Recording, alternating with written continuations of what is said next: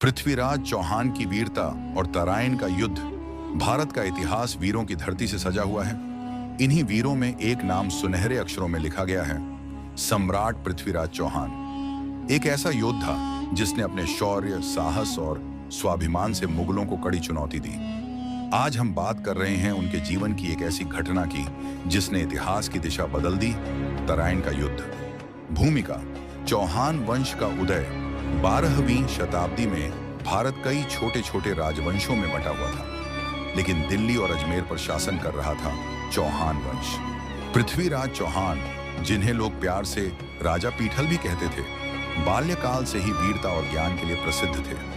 वे न केवल एक महान योद्धा थे, बल्कि एक न्यायप्रिय, कुशल प्रशासक और कवि भी थे।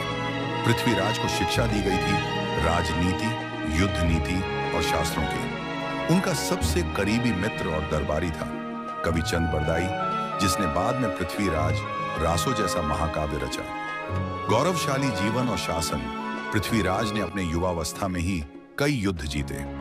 उन्होंने अपने राज्य को समृद्ध बनाया, प्रजा को सुरक्षा दी और अन्याय के खिलाफ हमेशा तलवार उठाई। उनकी वीरता की गाथाएं दूर दूर तक फैलीं और यहीं से उनका टकराव शुरू हुआ मोहम्मद गोरी से।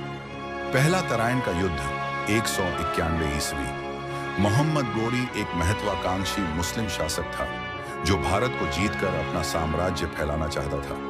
वह तराइन के मैदान, वर्तमान हरियाणा में पृथ्वीराज के साथ भिड़ा। गोरी के पास अफगानी घुड़सवारों की बड़ी सेना थी, लेकिन पृथ्वीराज के पास था हिंदवी शौर्य और उसके साथ खड़े थे देश के कई राजा जैसे गोविंद राय, तोमर आदि। पहले युद्ध में पृथ्वीराज ने अपने योद्धाओं के साथ ऐसा धावा बोला कि गोरी की सेना मैदान छोड़कर भाग गई। गोरी स्वयं घायल हुआ और बड़ी मुश्किल से जान बचाकर अफगानिस्तान भागा। ये जीत सिर्फ युद्ध की नहीं थी, यह भारतीय आत्मसम्मान की जीत थी। सम्राट पृथ्वीराज ने दिखा दिया कि भारत की धरती पर कोई भी आक्रांता सफल नहीं हो सकता। दूसरा तराइन का युद्ध 1192 ईस्वी।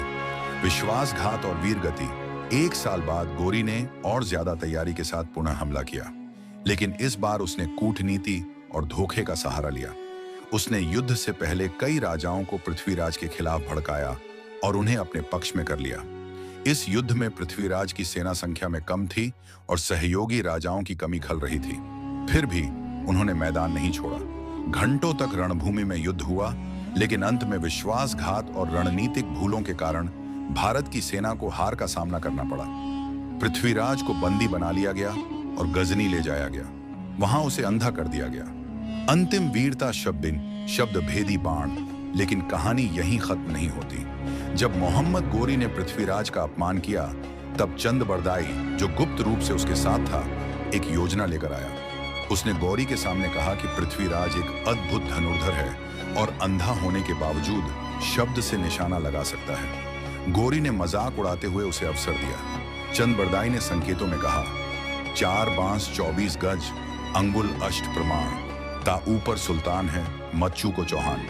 पृथ्वीराज ने बाण चलाया और गोरी को वहीं ढेर कर दिया। इसके बाद दोनों ने आत्म बलिदान कर दिया। इस तरह इतिहास में अमर हो गए। निष्कर्ष: एक प्रेरणा। पृथ्वीराज चौहान की कहानी केवल वीरता की नहीं है, यह स्वाभिमान, राष्ट्र प्रेम और बलिदान की भी कहानी है।